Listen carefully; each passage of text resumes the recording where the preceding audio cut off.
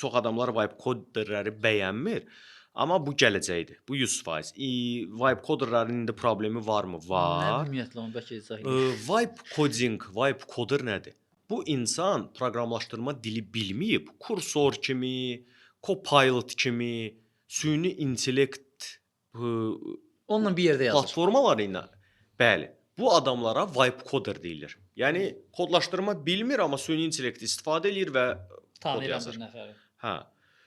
Mən indi bildiyim proqram dili var, bilmədiyim proqram dillərində bəli, mən də vibe coding eləyirəm və utanmıram, bu gələcəkdir. Yəni bir ara mənim yadımdadır, Alta Vista var idi, sonra Google çıxdı.